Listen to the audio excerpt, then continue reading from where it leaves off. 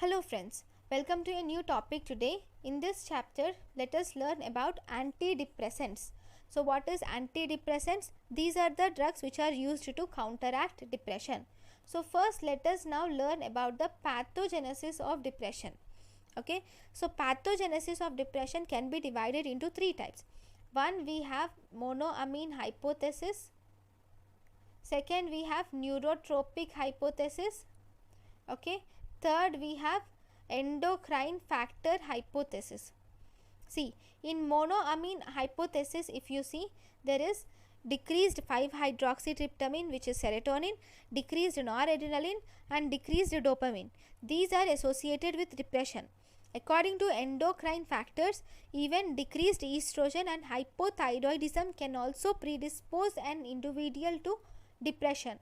Then, according to neurotrophic hypothesis, decreased brain-derived neurotrophic factor can also cause decrease in neurogenesis and nucleotide signaling and thus causing depression. These are just hypotheses which have come up. Okay. Now, let us learn about the drugs which are useful in depression. See, I have said what is the neurotransmitter monoamine hypothesis. According to monoamine hypothesis, depression is caused whenever there is decrease in 5-hydroxytryptophan or serotonin, whenever there is decrease in noradrenaline, and whenever there is decrease in adrenaline. So how can you counteract this depression? You can counteract this depression when you increase these agents instead of decreasing. How can you increase these agents? One, you will have to prevent its breakdown, or second, you will have to prevent its reuptake. There is something called as reuptake that occurs in the synapse. Okay, when you prevent the reuptake of these inhibitors, so then these levels of these neurotransmitters are increased and thus depression can be cured. So if you see, the drugs are reuptake inhibitors. That means these will inhibit the reuptake of serotonin and also noradrenaline. So we call it as selective serotonin reuptake inhibitors and serotonin noradrenaline reuptake inhibitors, tricyclic antidepressants. By inhibiting the reuptake, all these are involved in increasing the 5-hydroxytryptamine, that is serotonin and noradrenaline. Second, monoamine oxidase A inhibitors. This monoamine oxidase A will convert or degrade the noradrenaline and adrenaline, and as a result these inhibitors will inhibit the degradation and thus they can be used, but these are not generally used because these monoamine A inhibitors have increased risk of cheese reaction with tyramine or cheese like foods. So as a result we don't use these in our clinical practice often. So the monoamine oxidase A inhibitor includes meclobamate. 3. There can be receptor agonists can also be used. Now, antidepressants can be divided into two generations. Okay, there are first generation, or we have atypical or first generation antidepressants. We also have typical or first generation antidepressants. We also have atypical or second generation antidepressants. So in the typical or first generation antidepressants, these mainly include reuptake inhibitors like selective serotonin reuptake inhibitors, or non-selective, which includes serotonin noradrenaline reuptake inhibitors or tricyclic antidepressants. So first let us learn about the first group of drugs, which is tricyclic antidepressants. So these what are tricyclic antidepressants? What are the use of this? Tricyclic antidepressants, the drugs include imipramine, trimipramine, desipramine, clomipramine, amitriptyline and nortriptyline. The drugs are imipramine, trimipramine, desipramine, clomipramine, amitriptyline and nortriptyline. Okay, what is the mechanism of action of these tricyclic antidepressants? As I have already said, these will inhibit the transport or reuptake of these inhibit the reuptake of serotonins, noradrenaline and adrenaline. So as a result, these will inhibit the noradrenaline transporter, and once they inhibit the noradrenaline transporter, they increase the noradrenaline levels. So these increased noradrenaline level will activate presynaptic alpha 2 receptors, thus increase the firing of locus coeruleus and nucleus rapha magnae, and thus counteract with repression. Then these monoamine oxidase inhibitors also inhibit serotonin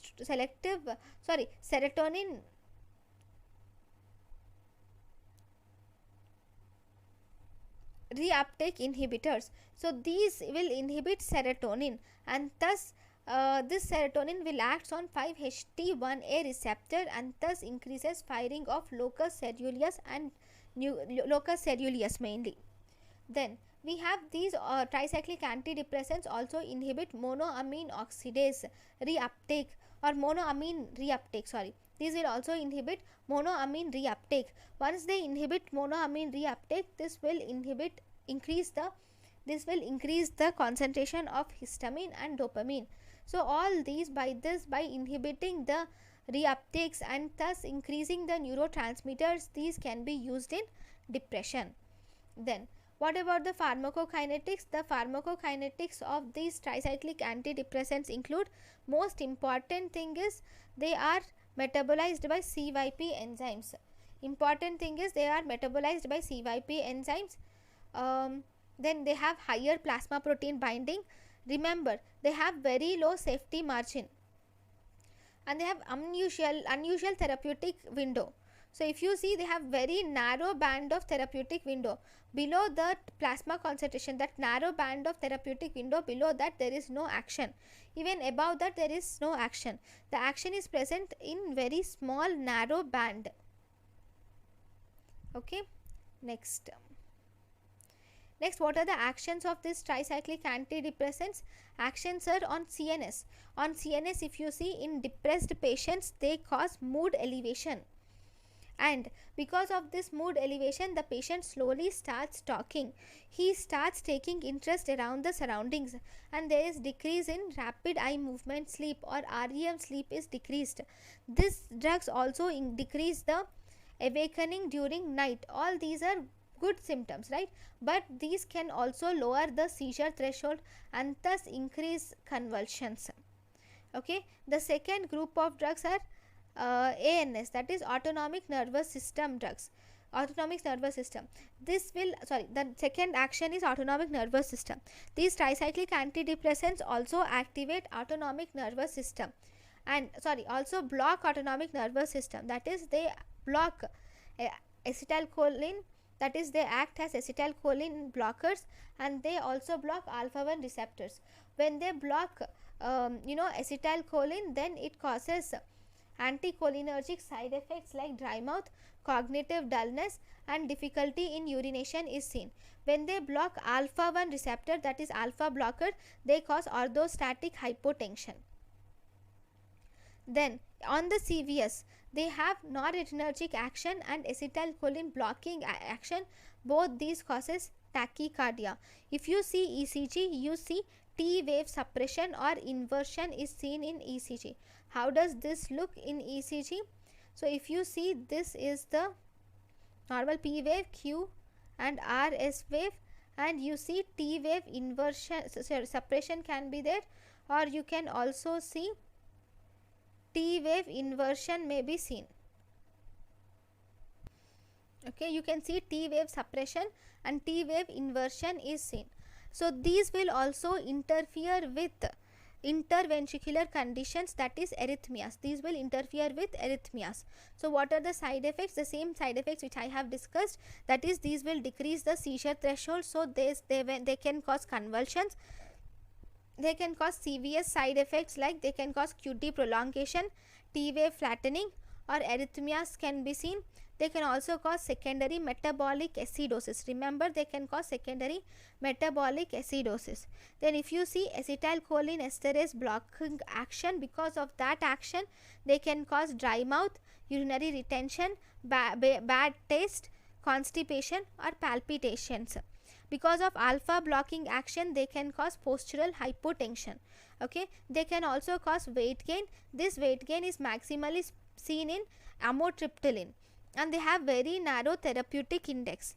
Okay, they can cause excitement and delirium. They can decrease body temperature and delay erectile ejaculation. They can cause rash also. So these are the main side effects which you see with antidepressants, that is tricyclic antidepressants. The interactions are also important in tricyclic antidepressants.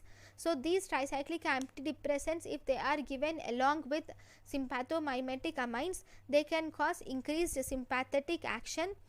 If they are given along with CNS depressants or alcohols or antihistaminics, these will increase the action of tricyclic antidepressants.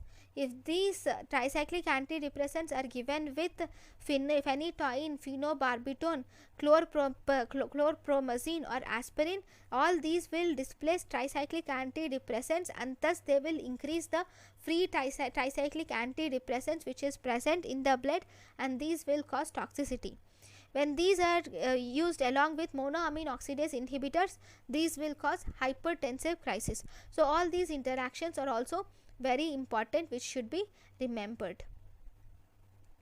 Then if you see, we have SSRIs. The next group of drugs which are very important is SSRIs. These SSRIs are actually used as drug of choice for mild to moderate depression. Because of large amount of side effect profile which you see in tricyclic antidepressants, we do not use tricyclic antidepressants in our daily practice unless indicated. So most commonly used drug, or most commonly the drug of choice in mild to moderate depression which you see is SSRIs, which is selective serotonin reuptake inhibitors. So what are the drugs which you see in selective serotonin reuptake inhibitors? These includes citalopram, escitalopram, which is escitalopram, fluoxetine, fluoxamine, then paroxetine, sertraline, varioxetine. So the drugs are citalopram, escitalopram, fluoxetine, fluoxamine, paroxetine, sertraline and vertioxetine. Okay. So if you see, the important things are escitalopram is the most specific selective serotonin reuptake inhibitors. Fluoxetine has longest half-life, that is T half is 180 hours. Fluoxetine has longest acting half-life. Okay. Then this fluoxetine is metabolized to norfluoxetine, and this will have the antidepressant effect also. What is the short acting? Fluoxamine is short acting. See, it is easy to remember. Fluoxetine is long acting, fluoxamine is short acting. Okay. Paroxetine. Paroxetine is most teratogenic SSRI. What is the most teratogenic SSRI? Most teratogenic SSRI is paroxetine. Now, what about the side effects? See, what are the most common side effect? Most common side effect is nausea. Second most common side effect is anxiety. Third most common side effect is loose motions. Remember that. First most common side effect is nausea. Second most common side effect is anxiety. Third most common side effect is loose motions. It can also cause akathisia, abnormal bleeding. Why is there abnormal bleeding? Because of impairment of platelet serotonin function. So because of abnormal bleeding, it can manifest as ecchymosis and epistaxis. It causes sexual dysfunction because of delayed ejaculation, decreased libido and anorgasmic phase. It can also cause serotonin syndrome, which includes anxiety, headache, diarrhea, vivid dreams and dizziness. It can cause restlessness and insomnia.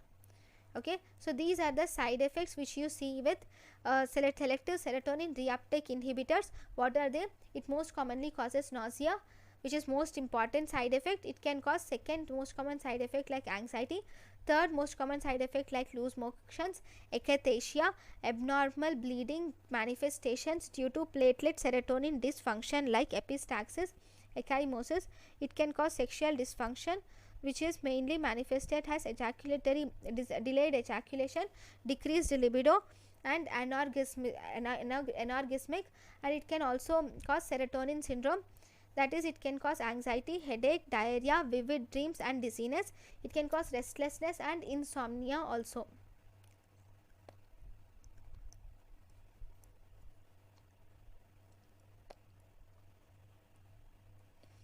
Then if you see the interactions,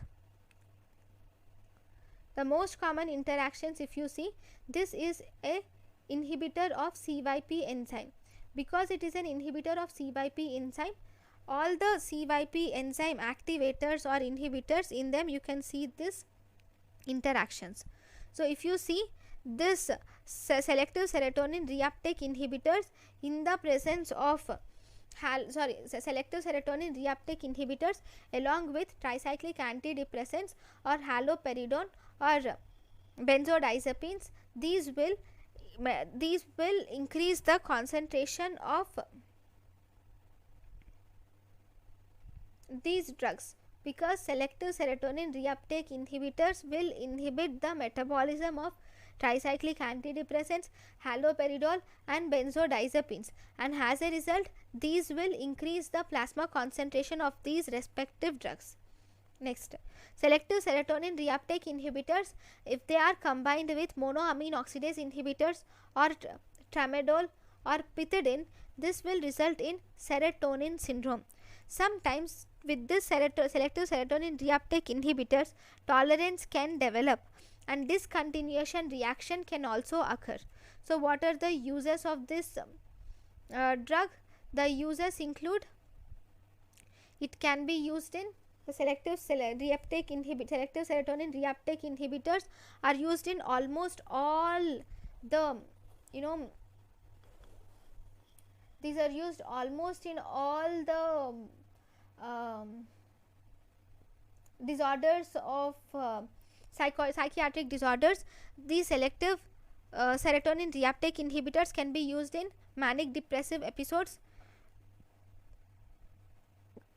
generalized anxiety disorders, premenstrual dysphoric syndrome.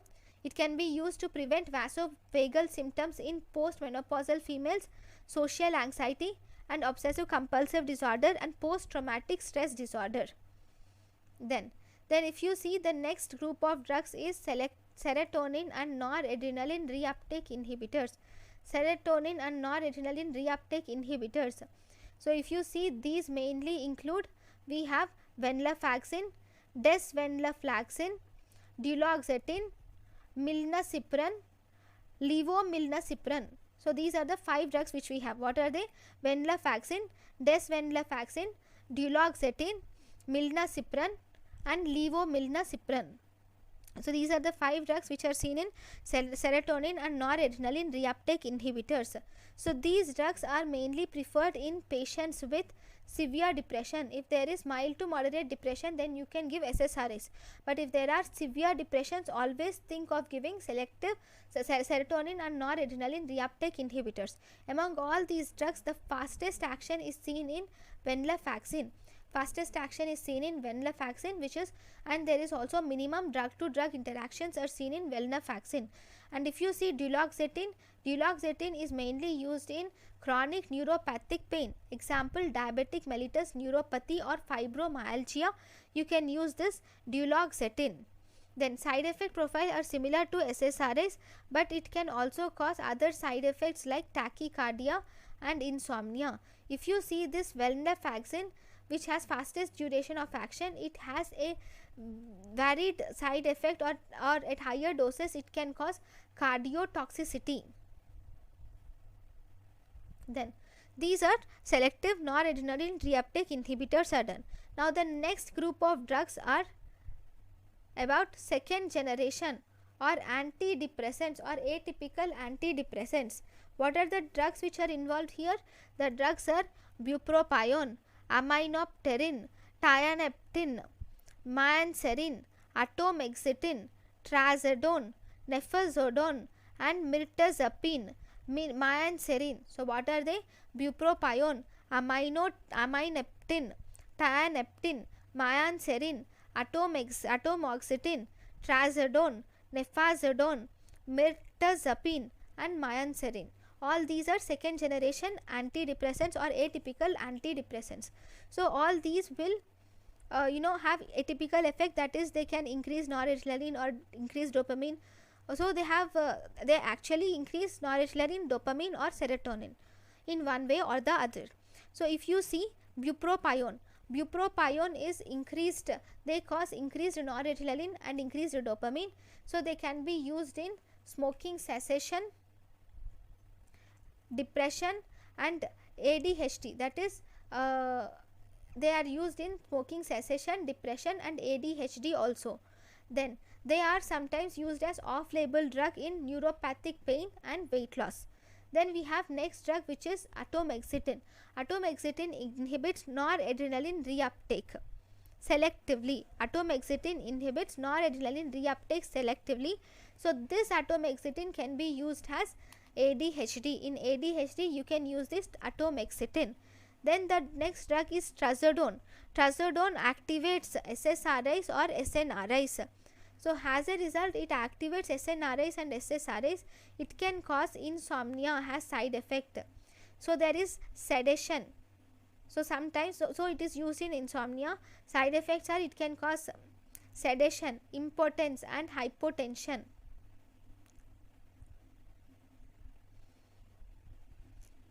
Because it is because it activates SSRI and SNRI, so it can be used in insomnia. Then if you see nafazodone, this nafazodone, the side effect is hepatotoxic and it also inhibits CYP3A4, and thus there are many drug interactions which are seen with nafazodone. Then we have mirtazapine and myoserine. Mirtazapine and myoserine are sedatives. Okay, they have sedative action and these are preferred in patients with depression, with insomnia. In patients with depression and insomnia, you can give mirtazapine and myoserine. Then what are the side effects? Side effects of mirtazapine and myoserine are somnolence, weight gain. You can have side effects like agranulocytosis and seizures. What are the side effects of mirtazapine and myoserine? They are somnolence, weight gain, agranulocytosis and seizures. Then there are one-liners which are important. What is the most potent blocker of 5-HT reuptake? That is paroxetine. What is the least potent blocker of 5-HT reuptake? That is bupropion. What is the most potent blocker of noradrenaline reuptake? That is desipramine. What is the least potent blocker of noradrenaline reuptake? It is mirtazapine. What is the most selective inhibitor of 5-HT reuptake? Escitalopram. What is the most selective inhibitor of noradrenaline reuptake? Bupropion. What is the most selective reuptake of inhibitor of noradrenaline reuptake? Oxaprotilin. So all these one-liners you should remember. Then we have more one-liners. What are the maximum antimuscarinic activity is seen in? Amitriptyline. Maximum antihistaminic activity is seen in nafazodine.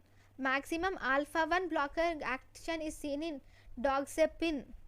Minimum antimuscarinic or alpha blocking or antihistaminic activity is seen in venlafaxine. Long-acting antidepressant action is seen in fluoxetine. Short-acting antidepressant action is seen in nefozodone. If there is enuresis, enuresis is common in imipramine and amitriptyline. Ethanol abuse, we can use this escitalopram. For enuresis, we can use imipramine and amitriptyline, and for ethanol abuse, you can use citalopram. So these are all one-liners which you should remember. I know it's difficult, but yeah, you should. Then this is about the antidepressants. So in the antidepressants, we have learnt about tricyclic antidepressants. Then we have learnt about first generation, that is tricyclic antidepressants, SNRIs and SSRIs. Then we have seen second generation antidepressants or atypical antidepressants. I know, I think I went a little faster, but everything is like theory, there is nothing to explain. So thank you guys for watching my lecture. Thank you for watching my lecture. In the next class, we will learn about the opioid analgesics. Thank you.